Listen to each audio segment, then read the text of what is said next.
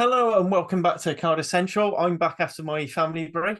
This is Harley, and as always, I'm joined by Carwyn. How are you doing this week? Yeah, not bad, thanks, mate. It's nice to have you back. To make less jives about the Scarlet on a Cardiff pod this week. I think there's no reason to do it. Well, maybe we'll get a couple in. I don't know. I'm trying to think of some off the top of my head that I haven't pre-prepared. I don't know. It's nice to have you brave as a lion back on. That's just too corny, isn't it?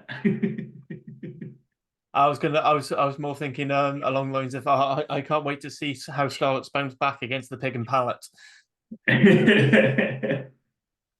Um, Uh, so yeah, yeah. As I said, I mean we've got Scarlet's Fever to for the support for those who need some supports group, and I believe they've put the Samaritans line on their description for that. This is going to be our last episode this side of the new year. So we're gonna just briefly go over the Bath game, bit of news, and then we're going to preview both the festive derbies. And just a reminder that there are some festive quizzes to keep you entertained with all things rap. I believe you had some help. You did some bits of the Cardiff. Any big questions that you really happy to? You think you're going to stump some people?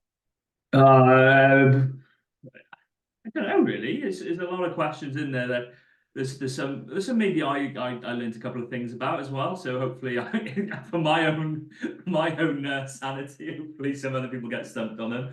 Yeah, nice. Lee's fair play put in a heck of a lot of work on them as did the other boys on there. So it's good to see that coming through, and hopefully people enjoy them over the Christmas period while we're taking well. I'm going to say I'm taking a well-deserved break. Obviously, you had your week off last week, which I've been told to wind you up about. So, but yeah, nice to have, as I said, nice to have you back. As I explained on last on the it was either before the recording or on last night's wrap. Uh, it wasn't that relaxing because I spent the Monday night driving. I left Devon at 2:30, and we didn't check into the hotel till just after 8 because Ooh. of like the not just traffic but also like having to go sit the extended family run of between me and my partner's Welsh-based family. So it was it was not a break that week. Um, so shall we get started with basically what is the big bit of Cardiff news? So after the Bath game, Cardiff released a statement. Presumably, I think it was meant to be a sort of feel good thing, hoping for a Bath win. Fortunately, that wasn't the case. But the mysterious new investors have been announced. So, do you want to give your thoughts on about that? Yeah, well, I think it's the worst kept secret in rugby, and there's a few to compete with that. Everyone knew there were investors coming in, probably didn't know exactly the nature of it, but it's good to have faces and names to the people that are going to be investing in the club and providing, well, hopefully providing and safeguarding the future of the club. We all know rugby's at a bit of a crossroads at the moment, and we've seen the issues that have been in English rugby, the issues in Welsh rugby as well. Obviously, that's partly arise with the salary cap. So it's going to be difficult, but at least now there are people that want to invest in the club and have shown that they've got passion for the club. Maybe you want to expand on that a bit more. You were talking to me about that pod. Um, yeah. It basically the group. It's the Halford Investment Group. So they do just one of those typical investment groups seem to have their fingers in many pies, including cryptocurrency. But it's being fronted by Phil Kemp and Neil Griffith. So Phil's a proud Welshman. He's been around the club for the last decade or so. Um, yeah, he's been running businesses here and there, so he seems to have a reasonable, keen business mind. Neil Griffiths is also a Welshman, so he's again global interest investment bucket. The plan is to try and pump money in. The thing that I sort of quite encouraging is that they didn't come in and say, oh, we're going to be doing X Y grandiose signing, and all the rumors about us signing Antoine Dupont and who is it? Who's the one Ed Jenks, the legendary Ed Jenks is trying to bait us on the other earlier. Um, Cooper, Quay Cooper. Their priorities have been listed as new long-term lease for Cap, stabilise the development pathway to make sure we've got top-class training facilities for both the seniors, the rags, and the development. At least all that noise sounds pretty good to me. It sounds like they're not just going to try and make a Cardiff Galacticos, or at least not in the short term. Yeah, and realistically, those are the areas that they have to invest, because I don't know how things will work with the salary cap and new investors. I'm not 100% sure, but it has to be behind the scenes, and I think it's been a badly kept secret in Welsh rugby that the pathways aren't working as well as they should recently, and part of that is talent retention. We've seen, I know there's been a lot of going on about Faye both, so that's a slightly different scenario. But players like Lewis Samet, for instance, going and playing at Gloucester Heartbeat, players like Callum Sheedy playing at Millfield and then on to Bristol. So how do we keep those players and persuade those players to stay in Wales during their formative, want of a better word, years between those 18 to 21, and then developing into the talented players we see? There are those players, the Mackenzie Martins, the Della Ruas, that stay in Wales and opt to stay in Wales. But it's about trying to keep as many of them as possible and get them to form talented back rows of the future. Really, that seems to be the model to follow in the footsteps. Yeah, absolutely. I said it's quite encouraging. And they also say, in their the statement released to the club, they're saying that they also see the Rags as an actual competitive team, as well as just as keeping it as a development tool. So it's clear they're looking at trying to make the club successful, both in terms of the production line, but also as a rugby club, as rugby clubs in their own right. So I said all the right noses. Gareth Thomas is now honorary president, or at least that will be their first action when all this gets approved at the AGM. But yeah, interestingly, from all the noise I've heard, the Cardiff Athletic Club seem to be really keen on these guys. They seem apparently they're a lot more amenable than previous regimes to give that long-standing lease that's needed to redevelop the Arms Park, which anyone who goes there even semi-regularly realizes it's very much overdue. And the idea, and with all the ideas, turn it into like a business conference center as well, so that you're bringing in income not on match days, which, given we've lost a fair few home games over the years, actually it's probably one of the better ways to do it, other than putting on more games. Yeah, it's something that needs to be developed. That was probably the plan when Cardiff came back from the Cardiff City Stadium, which didn't work for various reasons. It came back to the Arms Park. You then get the 4G pitch or the 3G pitch, whatever it is by now, and then you develop a stadium that needs to have. It needs to be developed in a way that keeps its character, though. That's the one thing that I would say, and that's the difficulty with the Arms Park, because it's conjoined and with the Principality now, and it's right in the heart of the city. How do you develop while not losing what's there? And that's going to be a difficult one. But yeah, there's lots of things that need improvement. We could spend the whole pod listing them, but let's look at the positives, which are that there's going to be security there following, the ownership of Peter Thomas, who looked after the club for several years and looked after the club post his death as well. So hopefully they can continue that legacy long into the future. Yeah, absolutely. I think that's pretty much all we can say. I think same with a lot of these things, we've got to wait. We've got to wait a little bit of time to see if it does work out. But all the noises at the moment are promising. If not, maybe a slight worry about where this money exactly is coming from. But for now, I'm just kind of glad knowing that we're still going to have a club to support for the next few years. Speaking of Cardiff, let's dive into the game. So we lost quite narrowly to Bath, 32-39. Yeah. What did you think of the game? Were you watching were you in the Arms Park? Were you in a truck? Were you watching on TV? I was none of the above for the majority of the game, which drove me insane. I had a friend's Christmas do, basically, a gathering every year. So they decided to do it that evening. And we were planning to go to a pub for the evening, but then other people had different plans, which frustrated me because I wanted to go to the stadium and had planned going to the stadium. And then realised I couldn't do it for this family gathering. But I caught the last 10 minutes and then rewatched it, obviously, pre the pod. Long and short, the positives, what a game. Brilliant game. I think Lee and I spoke about that pre-game and said, to two really attacking sides, really exciting sides. You look at that Bath backline, it's brilliant. The Cardiff backline is brilliant. You've got the excitement of some young players coming through for both sides that are really going to pull up trees and really going to push the established, international hierarchy in the near future, I think. And in the end, there were a few things that cost Cardiff, and I'm sure we'll talk about the negatives afterwards, but as an overall spectacle, what a positive for the city, for the club, for the Champions Cup even. Cardiff been labelled whipping boys of the Champions Cup, and it's not going to be a good season, blah blah blah blah blah.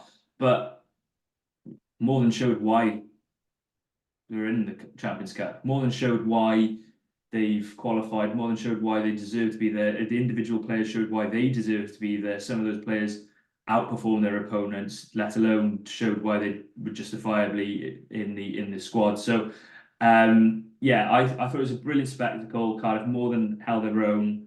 Unfortunately, weren't able to get over the line, which we've spoken about as being a frustration in previous weeks. So we will speak about it because it is something that needs to be improved come the new year, or pre-new year actually. But overall brilliant and lovely to see. We've spoken about it just previously, but lovely to see Josh Adams back looking at his best. Just unfortunately, he gets injured in the act of scoring the second try. Yeah, let's hope it's just a niggle or something, and nothing that'll keep him out too long term.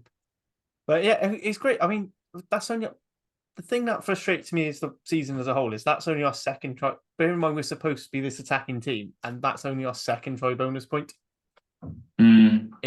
But we've got it, so I'm quite happy with that. And you look at it, and it's all the backs, which is quite nice. Whereas when you look at Bath's tries, the first two are by their legit big boys, Cocknessing and Lawrence, but then the rest are all back. Is one from Dunn from the back of Driver Mall. Then you have Barbary and Kutsia just smashing over. Yeah. I know Josh Gardner of the Blood Mode podcast pointed out maybe, they could have actually been held up in those situations.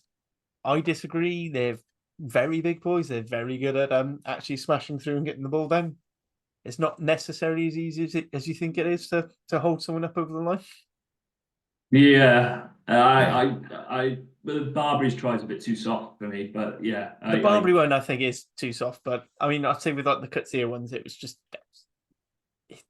too much power. Yeah, it was a culmination of power. I thought overall did quite well. I thought De Beer, I'd say had the match of, if not slightly better than Finn Russell, certainly from the kicking tee, which has probably been one of De Beer's bigger work-ons. Well, it was De Beer's best performance at 10 for Cardiff so far. I think so. Yeah, I think he was superb. It's like things are starting to click again. It's almost like I feel like we're starting to settle. So, I mean, we'll go into things like the derby and stuff. I'm actually kind of hoping we keep this 9, 10, 12, probably the 13. You could probably switch up a little bit, depending on how Lilo's feeling. But they're starting to click together, and it's quite nice seeing them. But after a break and Thomas Williams at the bottom of the ruck, De Beer's the one who steps in and puts Adam away for the try. They're starting to interlink, and I think. One of the big worries was when we lost Jared was that partnership with Thomas.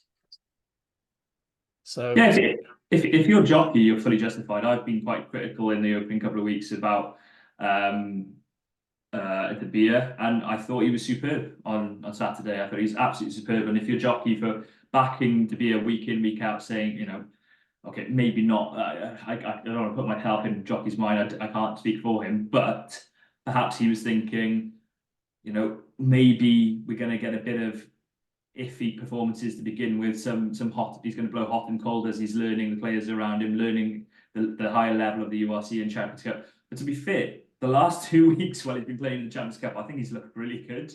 When he's actually jumped up an extra level again. So hopefully he can continue this form when he resumes the URC league, because I think he's been brilliant in the last 2 weeks. He's been very good all season.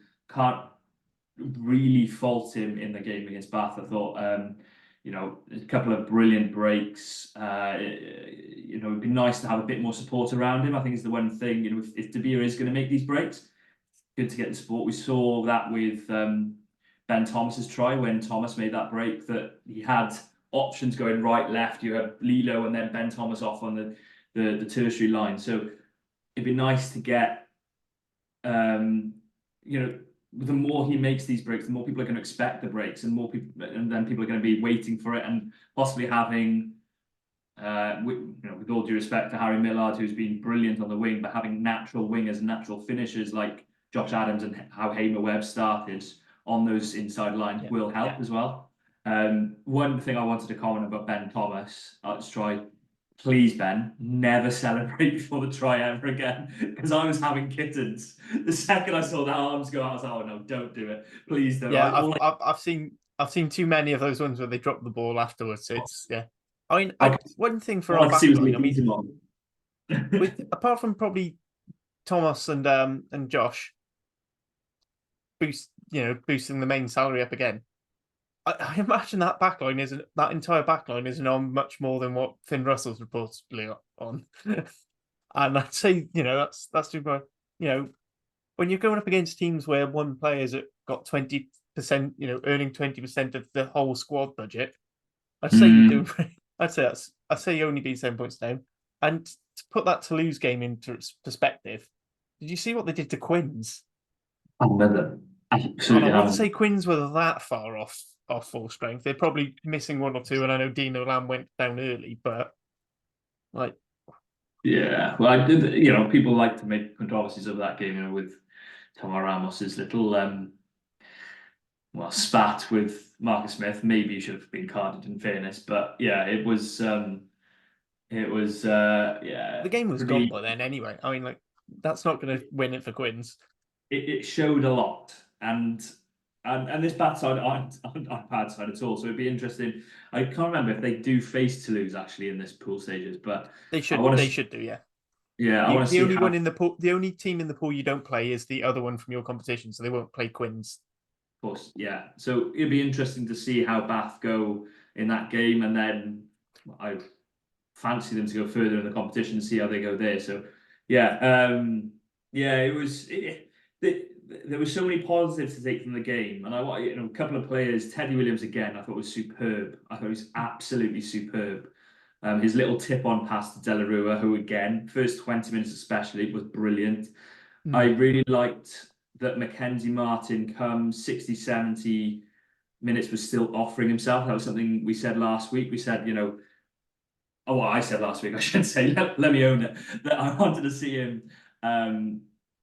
He's shown that he can make these big busts, but he needs to make them more regularly and more consistently throughout the game. And he was still doing it late on into the game. He's still putting his hand up to take the ball on, which is brilliant to see from a young 8. He's going to make mistakes, but that's what I want to see. I want to see him prepared to make those mistakes. Belcher, brilliant. He's absolutely superb. That lineup was brilliant for the vast majority of that game. And if did I imagine it, or did we steal some? Yeah, I'm sure, because I sort of did I sort of watched it after coming back from a rugby Christmas do, watched it live. Sort of some of the things like De La Rua's weird pass to no one. I had to watch it back then the next day, and I was basically just skipping between sets, basically just ball in play. But yeah, our line-out worked really well, and the scrum went pretty well until the replacement props came on. I don't know if that's necessarily Teddy Williams coming off and us losing a bit of grunt in the pack, because Turnbull's not a small man by any means, but he's not as big and powerful a bloke as Teddy Williams, because Turnbull's a utility back 5 player. He's not out and outside lock, which is what I think Teddy Williams is becoming more of. So the players that they were bringing off the bench are just scary. Yeah, Look, I think that's if we're going to talk about, I've talked about the positives, without, but the negatives probably there's two main ones which I think were exits. They were Yeah, I'll they were restart bad. as an exit. It was seriously, even the It- Scarlets would have thought that was bad. it- after that cheap joke, no, it's just cheap points. It was cheap entries, and it was so Yeah. easy. And it was, I was a bit frustrated with one last week against Toulouse, and then this week, yeah, there were too many drop balls or not secured balls, or just a bit aimless. It should have been a lot. It just needs to be simplified and clarified and made concrete, because you sort that out. Bath don't get the entries and don't get the territory, and then you're taking away one of their threats, which is their forward pack. They still do have brilliant backs. I'm not saying the game and result would have been different, but it would have made things a lot easier for the Cardiff defence. And then, yeah, the other one has to be bench, because Bath came down with a 6-2 split. Coetzee, scores 2 tries off the bench, coming on very early. I was surprised with some of the Cardiff subs as early as they were. Azarati, I thought was early. But the way he was going, Yeah, I Teddy, think Teddy, I was surprised by that they brought Teddy off, I must say. That was the unless other they're one. trying to, that to me just seems almost like load management or something. Like, they really want to keep him for those 2 derbies and big shifts. But he's a young lad. He can cope with it, can't he? I don't, the derbies are important. Don't get me wrong, the derbies are important, but I don't see that they're necessarily more important than a game against Bath that's in the balance at home in the Champions Cup. Yeah, Um, was it? I personally, I wouldn't have taken Teddy off at that time. I wouldn't have taken Thornton off at that time either. And but I can easily flip that and say, I can see where Jockey's probably coming with it, which is where he's gone. What happened against the Stormers with 20 minutes to go? I brought on Turnbull with experience, and it saw the game out. Yeah, And that's probably what he's thinking. And but maybe it was the wrong player to bring off. Maybe you'd be better off bringing on De La Rua or Mackenzie Martin. Well, I mean, yeah, well, he brought off. well, they did bring off De La Rua, but for Yeah, Alan Lawrence. But the point is yeah, maybe actually bringing him in to a back, bringing Turnbull into the back row. One, it'll add yeah. some extra weight because he's a bit bigger than the average back rower, but he's smaller than most locks. So for me, yeah, I agree. I think we've all agreed. I think he's. I mean, remember this is his first season as a head coach, so this is the first time he's having to make these calls. We do have to give him time to adjust, and he's been open from the start about how, this season is going to be a bit painful, and actually looking back on it, as annoying it is because we feel we could have won more, most Cardiff fans would have bitten your hand off for only losing one game by more than 7 points this season. Yes. Yeah. And the flip side of it as well is that you've got to remember that realistically, as good as a player as Josh Turnbull is, Reece Litterick, Alan Lawrence, they are all good players. Most sides now, Cardiff are competing against sides with bigger, stronger squads. So that is a fact. It's just going to be a factor of it. You look at the players, Coetzee, he came on for Cloutier, who had an absolute stinker, actually, Cloutier at 7 for Bath. He didn't have a great game at all. And he comes on after, I think, 45 minutes. And, he also then makes a couple of daft penalties away. But at the end of the day, has a huge impact on the game. And other players, Schumann coming on in the front row. Who's coming on? Yeah, I mean, you're taking out Will Stewart coming on the tight head. Yeah, you're bringing on an England international for someone who's about Springbok quality. Probably, he'd probably be lower down on the pecking order, but if there's a huge injury crisis, he'd do a job. Bringing Ben Urbano on Schumann, Elliot Stoke. All right, I know he's a bit of a joke in some circles, but he's been there, he's done that. Quinn Rue is a very good player. Yeah, it's very good player. Bringing him on, and again, you're bringing on a lot of mass. Yeah. Um, I'm waiting for the 10-minute Wilco Low eulogy from you. Are you going to go on about him at all? no, that was another game. Wilco I mean, what can I say? I still love Wilco Low. I've had a soft spot for Wilco Low ever since I started watching the Premiership properly. Um, what can I say? I like tight head props, despite being nowhere near. Well, so I had 15 minutes at open side flanker out on the weekend, so that was a fun one for me. Fair Probably been play. one of the slowest in the squad. Um, yeah, I said the bench. Yeah, I said I don't think the subs necessarily worked. James on rap from the Osprey Theory, he pointed out that he didn't think the replacement props had the necessary impact. Again, I've said I think part of it is we did lose a bit of weight in the pack. But yeah, I mean, especially No, with how well Littrick has been playing. yeah, it was one of But Littrick's quieter games, and we just didn't give Carry the ball really to do what he can do. this is, I mean, this is the problem I always have with it. Like Carry's so unique as a prop, you almost have to change how you attack to get the best out of him. Because most teams, their prop is more of a, he's more hitting rucks or he's more on the tip line. He's not necessarily the big Bosch guy, which is a shame. I do think this is probably the game where we've missed Tamani the most. I feel like if you had Petty Tamani coming off the bench or starting at 8, as great as Big Mac has been, I feel like Tamani's extra weight and grunt would have just helped negate that gap. Yeah, last week we Would thought he was the coming back, didn't we? When we were talking, Lee and I were talking about it, and we were talking about yeah, that, the excitement of having the Patty back. I think he failed a late fitness thing. Like he was due to be named, and they basically went, "Oh, he's not quite ready." So maybe it was one of those we don't want to risk you. So I think it Yeah, was a head injury. yeah, yeah. Can I So talk one other thing about game management as well? Just one small thing. In the second half, there were a couple of unnecessary offloads that just didn't go to hand. There's one from Grady, there's one from Tinas, and it's as well as those two did play, and I'm not trying to pick on them at all or say anything, but those were moments that just, especially when your scrum's not is on the back foot or perceived to be on the back foot, you need to avoid scrums if you can. So just take the extra phase. There's no need to throw this miracle offload all the time. And yeah, that was one small thing in the second half. I did notice that there were too many attempted risky offloads off the floor, off the ground.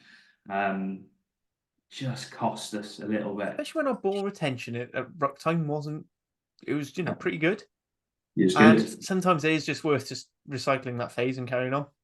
Yeah, But as mentioned, Cloutey is can be a brilliant pilferer of the ball. Anyone who watched him when he was at Munster, he was phenomenal. I'm pretty sure he came down to the Arms Park one year and dominated there yeah, at Town. But yeah, he was deathly quiet. And that was brilliant. You know, back row performed superbly. Alex Mann. I thought De La Rue again was superb. Actually, first 20 yeah. minutes, I really did really impressed with him. So especially Yeah, with some of the injuries we've got in the back row, I think Alex Mann is going to be very hard to ignore. For what I don't want to, because I'm getting a lot of stick about everyone. A lot of people saying Big Mackenzie Martin should parachute straight in starting 8. I disagree with that, but I do think Alex Mann probably is there. I think he's got that look. I say similar to Cam Winnett, but I feel like sometimes we promote players too soon. But I think Alex Mann is probably one of the few who I think should at least be in the squad. I don't think necessarily playing, but maybe as a, like, was it Ireland used to do and England used to have like apprentice players. yeah. Well, Wales have done it in the Just, past as well. yeah, what's it? They Wales, did it with Wales did it with Noran Owen, Dewi didn't they? Lake. And people. Dewi Lake did it a good 5 6 years ago. He was in the squad as an apprentice player. It's interesting about that the six, because I asked yes in that question about who should be tipped for Wales if say Palatau's not fit 6 stations, Wainwright jumps over. Who is then the Yeah, six? Because I asked him on the Welsh pod because we've gone from a situation in Wales where World Cup, Falatau got injured, Wainwright shifted over, and everyone went, "Oh God, who's going to play six?" There aren't, didn't perceive to have that many possibilities. Had Gatlin in the Six Nations bemoaning the lack of a big physical six. To you've got Christ Shunzi, you've got Ryan Woodman at Injured. the Dragons. Pardon, So Shunza. Christ Jones is still out with a broken foot. He might But just about be ready for Six Nations, but yeah. yeah, Ryan Woodman, who I'm a big fan of, I got to say, he's Yeah. going to be a quality player. Alex Mann at Cardiff, very similar. All three line-out jumpers, operators, but also physical. Team Plumtree can be that line-out option, been injured a lot, but also adds an athletic possibility as well. And then you've got someone like Rhys Davis, who's probably a more classic second row, but playing a lot of good rugby at six as well. So it's really good for Wales. It just really is. And then that's without talking about both of them that, I know both of us are huge fans of both of them, but at the moment, how do you drop Alex Mann? I think there was a stat on commentary and the on TNT that something like Alex Mann was the first player over 100 tackles in the URC this season. So, work rate and doing the hard graft that no one really wants to do and unseen work. That's Gatlin's MO. If you're doing that sort of thing, Gatlin's going to notice it. So yeah, fair play to the guy. He's pulling out the shit. It's how effective some of his tackles have been though. Yeah. So I think that's the thing that's been like it's getting harder and harder to get jackal turnovers, particularly in the test game, because referees are put and because TV companies and fans are pushing for these faster games. People like Wayne Barnes have admitted that referees are starting to give the attacking side a lot more leeway. So you've got to be so clean and precise that it's really important to get that player down, the ball carrier down as quick as possible. And the way Man is getting people around the legs, there was one turnover for Delarue, and it's all done because Alex Mann chops him, and he's just there on a plate for Delarue to go through. And that's something that we've been missing. Like it kind of worked at the start of this quarterfinal against Argentina because we had Jaco Piper, who's a lot more cowboy in his interpretation of breakdown. Like basically, if he sees you go in first, that's it. It doesn't have to be legal. He doesn't necessarily give the attacking side as much of a chance to clear out as a lot of other referees. He's very much on that. Breakdown, make the breakdown as much of a contest as possible to the end of the spectrum as opposed to continuity. And we lack that then because Jack Morgan and Tommy Reffell are fantastic poachers. And Jack Morgan is actually a fantastically physical tackler. But I don't think he chops and gets people down as low. And as much as I love Dan Lydiate in his prime, he's not in his prime. I mean, I don't think he's played for the Dragons more than once this season. Maybe a couple of times. I'd have to check the stats of that. But he's really struggling with injuries and personal issues at the moment. But I mean, I am quite impressed with Ryan Woodman, but again, I don't know if he's necessarily at that step. Whereas for me, Man looks like he's there. I think Woodman is probably a year out from it at least. But you've got to mention him in the question because he is a really talented prospect. But yeah, Alex, I can't speak highly enough of him. The way he's taken to the URC like a duck to water. He's been phenomenal since he's come in. Yeah, fair play and long may it continue. And last week speaking of players not looking out of place, Teddy and him, Teddy and Alex, they looked like if you're back going home, you're probably thinking, you know what, I wouldn't mind putting a bid in for those two players because they do look like the real deal. I think Teddy Williams, that handoff on Miles, is it Harrison? Yeah. What a handoff. What a handoff. The handoff, then the out the back door, but also before that, the little tip on pass to Delarue is beautiful to put Delarue through a hole. And yeah, like you mentioned, I think Delarue saw Andrew Ford in the crowd and tried to pass the ball straight to him because I don't know if anyone's seen Andrew Ford's post on Twitter, but it is him who's directly behind that pass. Does put his head in the hands.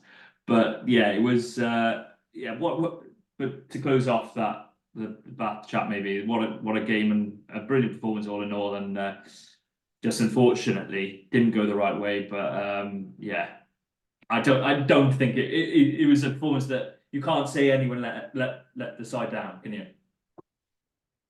No, I said I think it was really good. I think again we hit the bare minimum. We got 2 points. Yeah. Yeah, so, moving on. Sorry, there's a bit of an echo coming through. Is that on your side or mine? I can't hear anything. You're fine, so it must be my side. Sorry. Okay, no worries. Yeah, so moving on, we've had a fair few listeners' questions. We're just going to focus on one this week, and maybe we'll put some out onto Twitter for things. So, do you want to talk us through the question this week, Aaron? Yeah, well, it was from last week, to be fair, and it was from well, a good friend, everything Cardiff rugby and football. If you could sign one player from each of the other three regions, what player would you go for? Lots of different options here. Fafita from the Scarlets, Lake and Wainwright, that's from South Terrace. Johan Lloyd, Botha from the Ospreys, and Elliot D. That's another one. I think Liam himself came up with. I'm pretty sure he said no to Derry Lake, which not many people do say no to Derry Lake. I'm trying to find his answer himself. Where is it now? I can't remember what his options were now, and I feel bad about that. Yes, but anyway, I've listed a couple of names here. I would say I'm tempted to change my option because of how good Belcher was on the weekend, but I have said Elliot D because I am a big fan of D, and I think his line out is very good and his throwing is very good. And I'd partner him with James Fender, and I'd bring him in from the Ospreys because I've been so impressed with James Fender. It's something That's it. Yeston and I, yeah, it's a bit of a left field and quite bold call, but that kid's talented. He's so talented. And if anyone's listened to myself and Yeston talk on the Welsh pod about it, they are he is going to be, if he continues the way he is, he's going to be special because he's such a good line-out operator. He's brilliant at the moment, and yeah, I long may that continue. And then my final one was again, I don't think Harley's going to be surprised by this, but Joe Roberts, big fan, and as mentioned before, I think that 13 future-proofing that 13 channel, whether seeing what you do with Mason Grady, obviously, but Joe Roberts is one hell of a talented individual, so I'd definitely take him at Cardiff. I mean, you stole my Scarlets one. I'd take Joe Rob. As much as I love Mason Grady, I'm quite happy to have him on the wing and move in later in games or whatever. Yeah, I'm a big fan of him. Ospreys, it's a bit of a weird one. I'd quite like to have a Reece Henry type player, so someone who can cover both sides of the scrum when you've got injuries or shortage. And he seems like a good laugh. Like I reckon he'd be brilliant at post match going into like the old Jack Matthews bar and places like that. Just having to sing song with supporters. Dragons wise, I feel like someone like Wainwright would be an obvious, a bit of an obvious shout. Rio Dyer again, but I think we've got such fantastic back three players. It's quite hard because would it be too much of a joke to say Matthew Screechback? Oh, no. I'd quite like, even though we've got some very good nines, I wouldn't mind having Dave Blacker come back the cap because I think he's pretty good, and the more depth we can have, with Thomas going away, and we don't know what his future is if we're, with the budgets going down again, and he's going to be a play, an exciting player like that. There are going to be clubs who want him. Yeah. What's interesting is neither of us have said it by half. And a couple of weeks ago I probably would have. So I think that shows the improvement of Tina. That's and okay, 7, hand on heart. I probably would be very tempted to take Jack Morgan, but the strength of the back row. I've sort of said, well, the back row is good enough as it is, but the fly half thing is an interesting one, I think, because a number of people did say Johan Lloyd or possibly even a Will Reed, the future that people are seeing for him. See, for me, the only 10, and I feel like it's the only 10 I can I'd think about going for is probably Sam Casella. I think the 10 we've got on our other 10s, I think, are probably on a par with the other two. Yeah, it might be a bit cocky. I mean, considering we've only really we've managed to beat Dragons once and lost to Scarlets twice. But with Joe and Lloyd somehow making it work by playing like a 12. But I generally I think Tina De Beard has a job. I think Arwell Robson's got potential. I mean, I think Sam Cassell is probably the only better 10. I don't know. And I think Jack Walsh has been playing quite well. But I don't know if he necessarily works. He is one who's been listed, Jack Walsh, because he has been brilliant so far this season. On whether he works or not, I don't know. I think he could be. I think he could be good.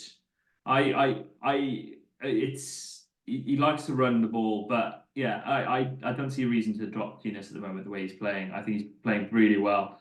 And yeah, maybe that sounds a little bit harsh considering the last few weeks and when I've slated him in the past, but I think he's fully deserved his place and is performing really, really well.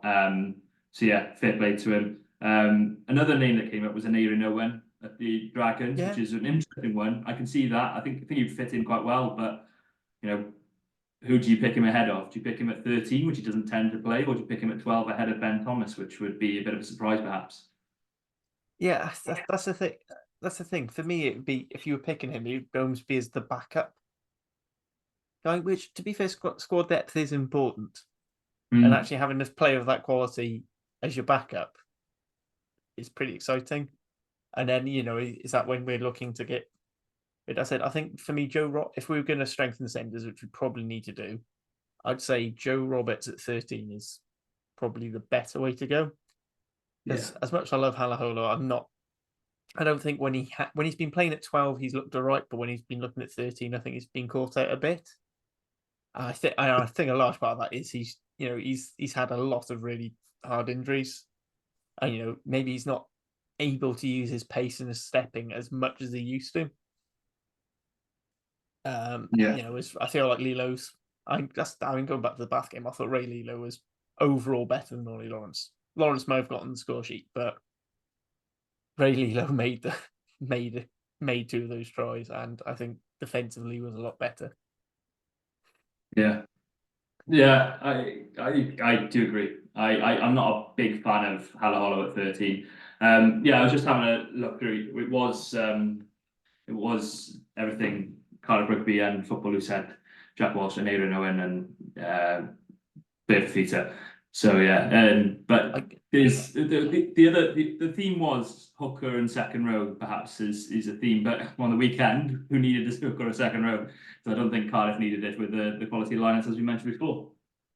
Yeah, I think when you think we haven't got Seb Davis or Tamani in there, and I think I'm doing quite well.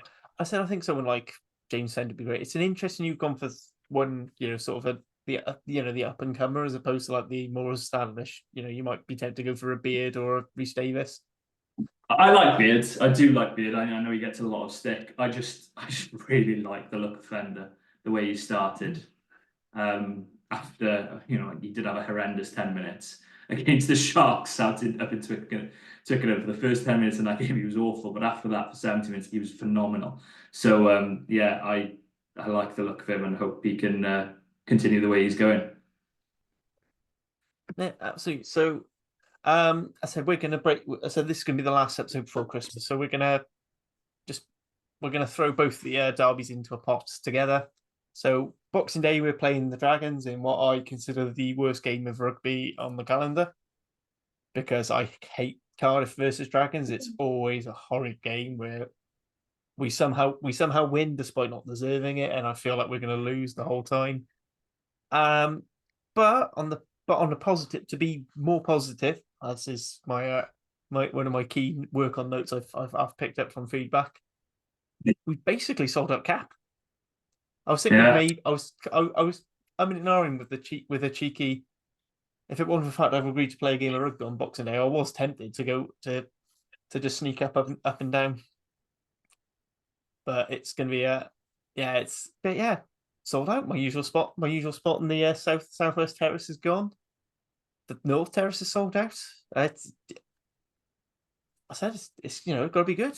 Second near sellout in 2 weeks, or just over 2 weeks. Yeah, it's class. I'm actually gutted I'm not going to be there. Yeah, I don't think I can get away. I'm going to the other derby, primarily just because I'm down west with family who, as I've mentioned before, are all Scarlets fans. So my partner's family are all Scarlets fans, so I'm get the opportunity to, um, well, just wind them up by supporting, literally being a black sheep and supporting the Ospreys for the weekend again. But the yeah, it's going to be. I think it's going to be a diabolical game probably, and I don't say that lightly. That game is always awful, but the two sides who I think have come out of Europe, I don't think either will be too disappointed. Yeah, obviously the Dragons got their win against Oyonnax at home, but then with the Po and nearly got the win there. But Cardiff are performing well. I think both games they've shown, certainly the first 20 minutes against Toulouse, and then the whole game against, or first maybe 70 minutes against Bath, showed how they can definitely compete, if not be up there at this level right at the top. So it's about continuing those performances, but getting the result at the end of the day. I suspect it'll be a bit like the first game between the two sides, where the performance will be diabolical, but the result may be a more positive one. I don't know. Do you see this being won or lost by more than 70 points? 70 points? 7 points, Harley? I said I think for my rap prediction, I think I did predict very confidently Cardiff by 7, which, given the last 2 times I've predicted confidently of Cardiff win with both Scarlets games, I'll let people make what they will of that. Yeah, I especially considering, like, Dragons keep banging on about their injury list and their unavailability list.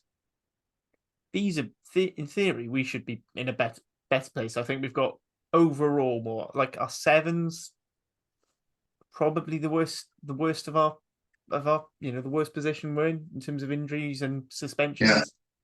But as you point out, De La Rua had a really good game against Bath, and I'm quite looking forward to that. So Tamani in theory should be back. I mean, hoping the injury to Adams is just sort of more of a minor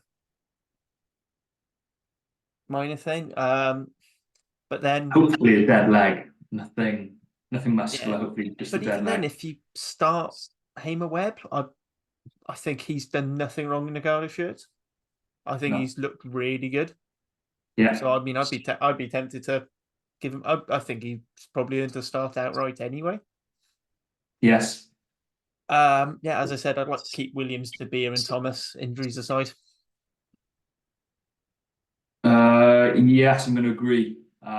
Because although there's always a temptation to rest one of the halfbacks during these games, and the tight turnaround Boxing Day and New Year's Day. It's not as tight as it used to be, but there's always a temptation to play a little bit of selection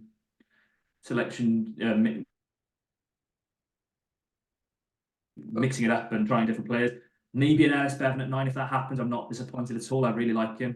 I like how he's playing at the moment. But yeah, that's the only other thing. The only change I'd be tempted to make are maybe more pack based, and I think you can play a carrier against the Dragons. I think you can. I don't think, although Fairbrother's scrummaging very well, I don't think it's an area that I'm too worried about. And then maybe you bring in a Turnbull to have a start because he hasn't yet had a start, or maybe you bring in a Tamani if fit, as we mentioned before. That'd be nice to see him back on the pitch. Yeah, absolutely. I'd like to see Tamani and maybe Turnbull to 6 and give Man a rest, because I think he's basically played almost every minute at 6, Yeah. or close to every minute. Just again, not as a drop, but just as a you've played an awful lot. Let's you're young, you're a young lad. You've got plenty of time for that. Let's get through. Get through that. Be nice if I don't know what this situation is with Seb. Be nice to have him. See if he can get back. See if we can get her, because we've got Cardiff Dragons is a really weird one, because it's two teams who are set up to play really wide, fun, expansive rugby, and it always turns into a dogfight. Yeah. And do you maybe just say, let's just call it what let's just start off thinking it's going to be a dogfight, have Tamani and Teddy in the second row together. You know, but beef up the, or maybe put Tamani to 8. Have Martin coming off the bench. For some explosiveness at the end.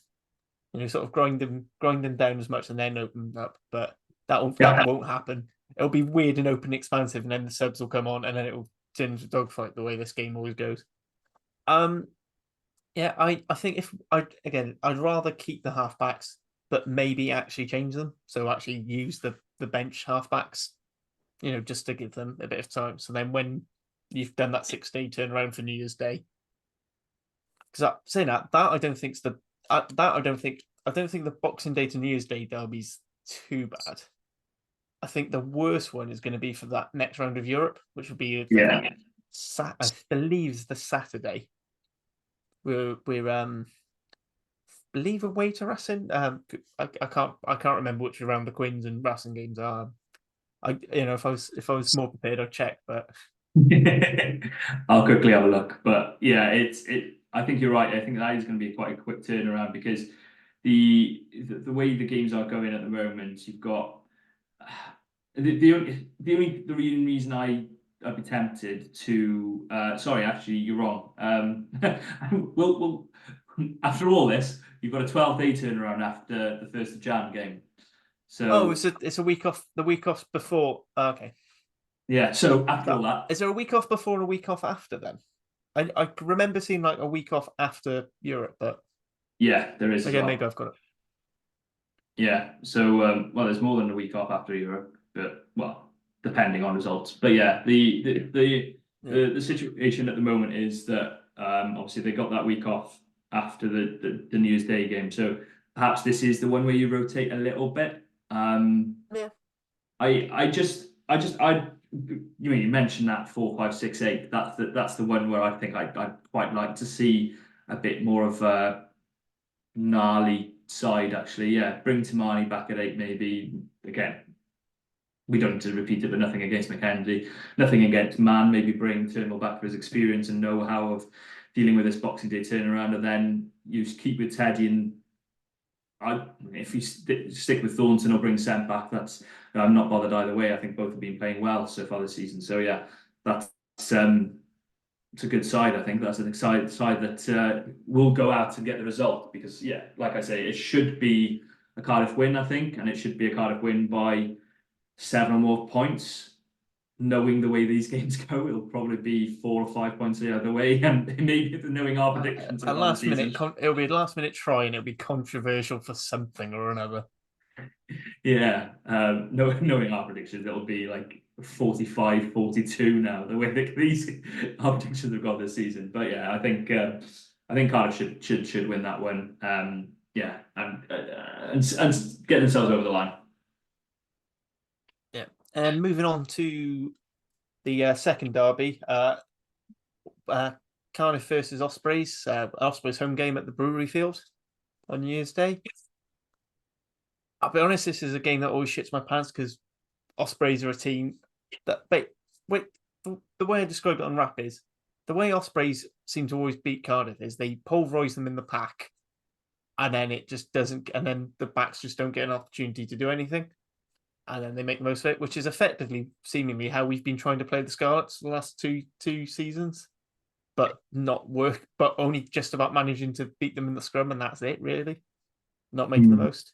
So I'm curious. I mean, maybe that's the one where we need to go for the more beefy, bulky pack, and maybe giving these younger guys the run out, and then change into something a bit heavier to try and combat that. Maybe, yeah, I'm a bit nervous about it. I think the way the Ospreys, I was there for the Ospreys against Scarlets. They were so dominant up front. They just destroyed that Scarlets pack. And okay, yeah, Cardiff were were dominant against the Scarlets, but didn't take advantage of it. And you give that Ospreys side any line-out opportunity inside your own 22, you're in for a really long day because that driving maul is working brilliantly, as shown by the game against Benetton. Okay, really poor performance out in Montpellier. They'd been really disappointed about that. That was a more rotated side as well, and they lost a few at kickoff as well.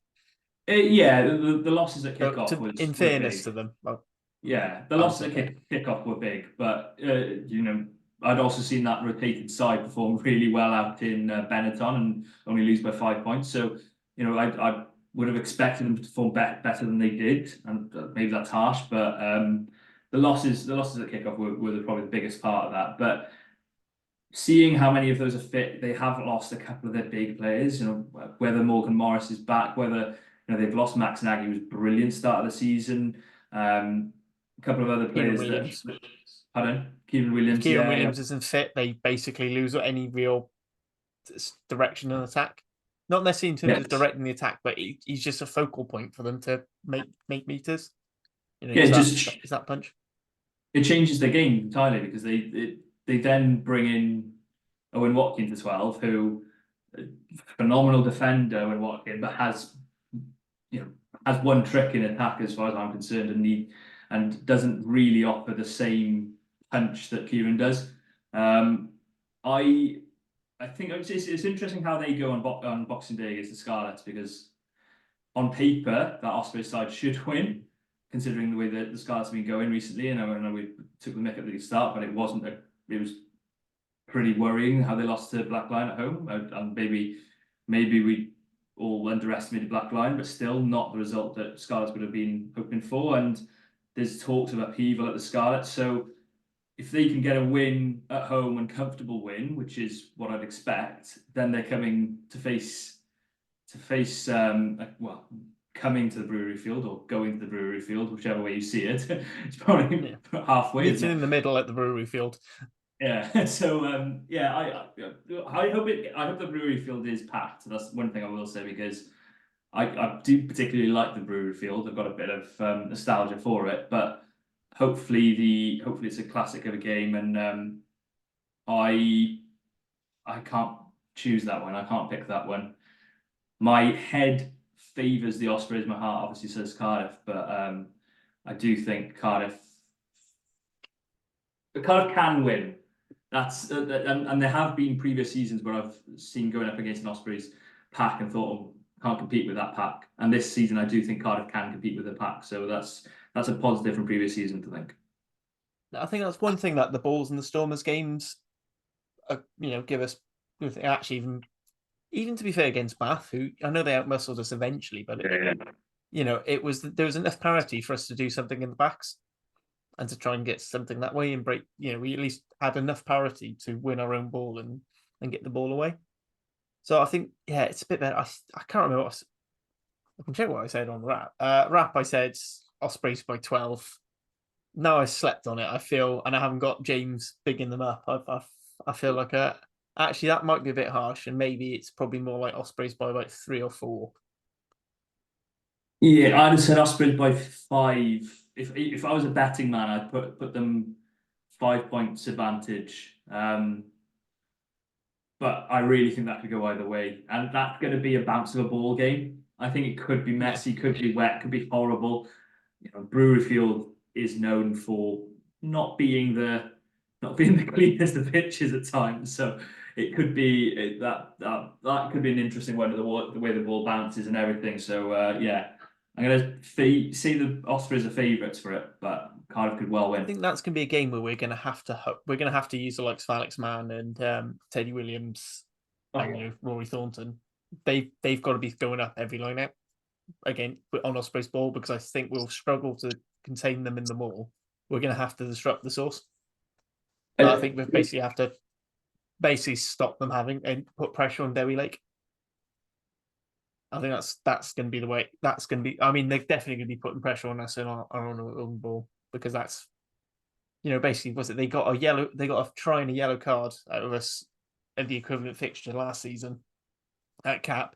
Basically, they basically pressured, I think Kirby Myhill into a not straight throw. Marmalow's the scrum, kick to the corner, and then just endless balls. Remember the really dodgy one where Falato got yellow carded for pulling down the maul, even though he seemed to be nowhere near the maul. Yes, but But I think I I mean do think that's history. But the point is, that's my point is that if we give them an easy chance to scrum and maul, we're going to have a very bad time with it. Yeah, we've got to compete at the lineup because Derry Lake is still learning his craft as a thrower. That's as simple as it is, and that's why he wasn't, well, along with injury, but why he hadn't been Wales's #1 yet. Really, is because he's still learning his craft as a thrower. So yeah, put pressure on him and see what you can get. But yeah, I don't expect either game to be a classic. Nothing, not a patch on the back game, but two exciting games. Definitely both will be close battles, and I don't expect it to be won by more than 7 points either way. Well, maybe the Dragons at home. I think Cardiff could win that by 8 or more, but I'd still be surprised if that is the case because it's normally a bum fight, isn't it? Let's be honest about it, and that's being polite. Just say Jamie. So of Rap and the Dragon Roar, he's predicted Cardiff by 10. Right, but that is very much a Jamie prediction. Is it? Well, it's the same Jamie that predicted they were going to win comfortably out in Poe, wasn't it? I just wanted to get a little dig in because I seem to be the only one who didn't think they'd win. Everyone else thought I was being negative for that. But yeah, I'll be honest. If they'd gone full whack, I think they've easily beaten Poe. Yeah, perhaps. But they didn't. So that's on them. Yeah.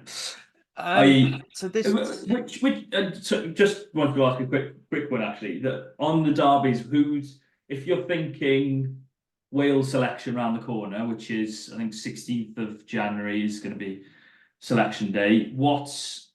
Who are the battles that you're most excited to see for those sort of Wales squad places?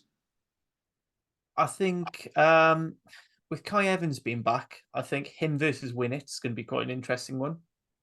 Presuming it's him, presuming they're the people selected at 15. Yeah. Might end up being moved to 10. Will Reed has been name checked as potential for a 10. So how he goes up against Ioan Lloyd could be interesting. I think realistically, Ioan Lloyd's the only 10 in Wales. Obviously, De Beer and Jack Walsh aren't qualified yet. Well, whether or not they do get qualified is another story. So in terms of 10, so I think that's probably a bit of a moot one. I think all the props. I think there's going to be a lot of game. Hugh Griffin. He's asked, is Lloyd Fairbrother the best scrummaging tight head we've got at the moment? Wales qualified, and I think so. Actually, Fairbrother, how Fairbrother goes up against Domachowski and Carey versus how Azarati goes up. Probably the lesser chance. I think Azarati's biggest tests are going to be when he's up against Gareth Thomas and Nicky Smith. Yeah. But looking at how they're going, I think Tom. There's it's a bit up in the air with Tom Botha's eligibility. Is he eligible? Does he want? Does he actually? The one question no one ever asks is, does he actually want to play for Wales? Yeah. Same as Max Nagy. Whether or not he qualifies or not is irrelevant. If he's considers himself English and doesn't want to play for Wales, that your point's moot. Think there could be some interesting calls at centres. Looking at how Eddie James, seeing how Eddie James, Johnny Williams are going. They're going to be going up against George North, Owen Watkin, who, is still going to have aspirations. And Watkin was a player Gatlin liked very much. Yeah. And then, again, seeing those up against the likes of Grady and Ben Thomas. Again, another player who Gatlin's name checked in press conferences, but as a 10. And he's not getting the game time at 10, which I think might be unless we see a weird thing where Gatlin sort of almost asked Sheraton very nicely to put him in at 10 for a bit at some point. Seeing how Teddy Williams stacks up against Ben Carter if he's fit. Ben Carter, so that'll be one for Boxing Day, and then likewise against Rhys Davis. I'd say Beard's probably safe as a second row selection. I'd say we've probably got David Jenkins, Will Rowlands, and Adam Beard. They're probably locked in. We're probably looking at maybe 2 more. Yeah, and I think that's Carter, Teddy, Rhys. I'm going to throw James Fender in as a bit of a... Yeah, I think as a bolter, as maybe a potential bolter. I'd say they're in there, unless he's he decides to bring someone like Seb back into the fold as that utility. But Yeah. I'm not so sure personally. No, But I feel like I just don't see it. I'd love to see it. I'd love to see it for Seb, but I at the moment it looks unlikely, doesn't it? yeah, but I'm saying that's the only other option I can see. But obviously, it depends whether Shunza is going to be fit for the Six Nations and playing. So I feel like he's in that position where I think if you're going to call an England-based player, they've got to be playing regularly and playing well, because you aren't going to have the time to get them up to speed with in Wales if they're not in. I, hookers again, probably looking at like Elliot, the likes of your Elliot G, your Bradley Roberts. Does Belcher come into it? Like, I don't think so. It's probably going to be, you're probably looking at like Derry Lake Rowan Elias is going to be an interesting one, and then when you've got D going up against Elias next time, it's they're looking at three. Is Bradley Roberts? Can Bradley Roberts figure in Gatlin's plans? Because I think Gatlin likes a hooker who goes forward and is decent and very good in scrum, not just a line out operation, and have that little bit extra. I mean, you could probably pick battles all over the park, but I think mostly I'd say the fullbacks are probably going to be the Kai Evans can win at fullback. I think is probably going to be the biggest. Yeah, I'll throw in the sixes because I mentioned it previously. Yeah. I'm really excited about that one. Woodman against Man, two former under-20 captains. If that ends up being the case, If that does become a selection, that could be interesting. Again, like you pointed out, the potential of having Reece Davies is that extra, having that sort of more physical six. I'm not sure it necessarily works, because I do think Ospreys do lose a lot not having an out and out back rower in at six, but I think their six choices aren't. With if Will Griffiths or James Ratty isn't fit, then they're six. Yeah, they're out and out six choices a bit. Losing Will Griffiths earlier this season was a huge loss because when a player. Yeah, that was my one debate question. Well, also and the sevens team, which I think Lee put to me last week, and I did have a little write of it down, which was Cabango, Grady, Thomas Young, Owen Lane, Josh Adams, Thomas Williams, and Cam Winnett, which I'd pay good money to watch them play sevens, and that is with the bench of. You're missing a couple of forwards there, so I'd probably throw in. I'd probably throw in a Seb. Yeah, he's very quick and he's got incredibly good hands, so that would help you there. I reckon someone like Mackenzie Martin, he's got the potential to be decent there. I've got Evan Lloyd as well. I fancy he'd be good at sevens. He does look very quick, and he's a converted 8 as well, isn't he? Yeah. So that's some good things. Teddy I'd fancy as well. I think Teddy could play anyway, but that's maybe on the back of this last weekend. Yeah. I mean, if you're looking wider squad, because let's be honest, if you're going to do it through a Wales regional sevens team, it's usually the wider squad men. So I reckon someone like I reckon Arwell Robson probably be all right. I reckon he's got the speed. Jamie Hill and Ennis Bevan, I think, are both quite rapid as well when they get up to it. And our favourite player to throw in when you're not sure who else to throw in, Harry Millard, I think, as well. Very, very quick guy. Very, very quick lad. One question we did have at Rap, so I'm not going to repeat myself here, but how do you think, just very briefly, how do you think this first half of the season's gone for Cardiff?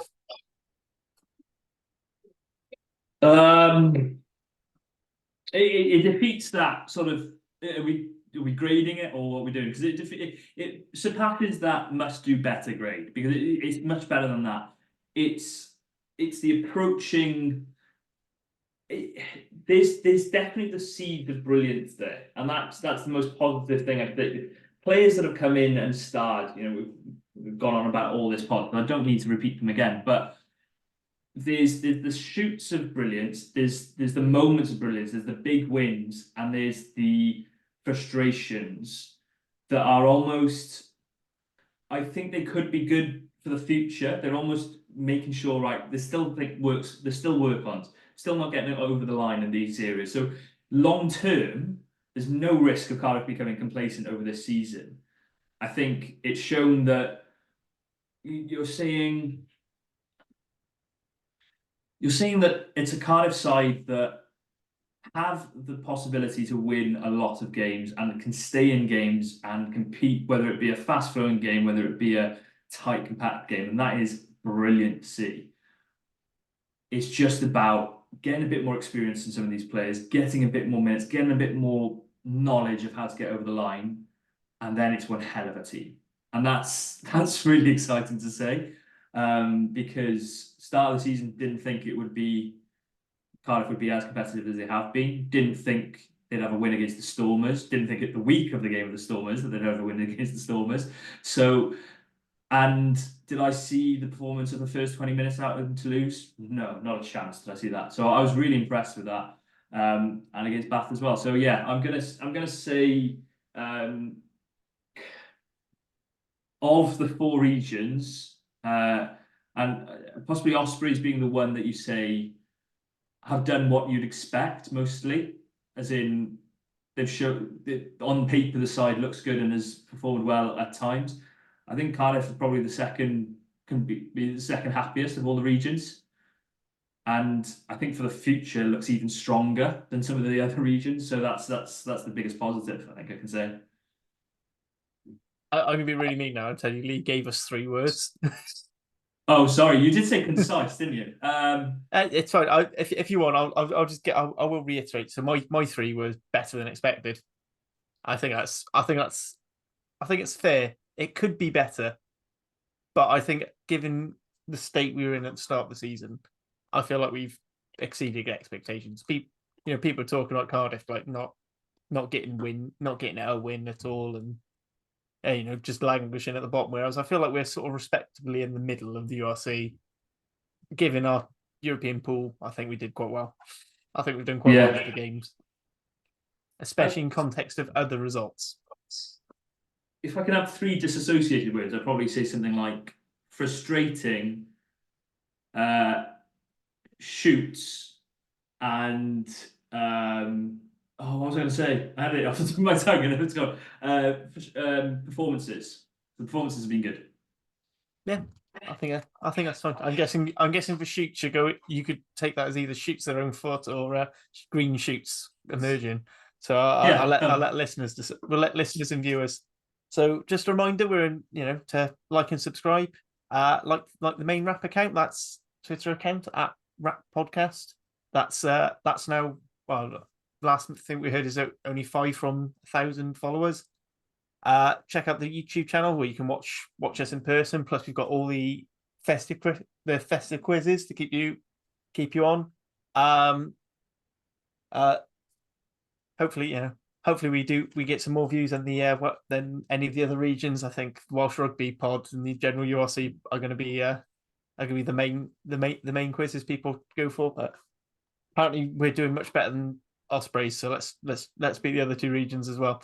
And with all this extra rambling, it's just time left to say thank you for listening and to thank my co-host Carwyn. Thank you very much. And to say goodbye. Ta-ra. No,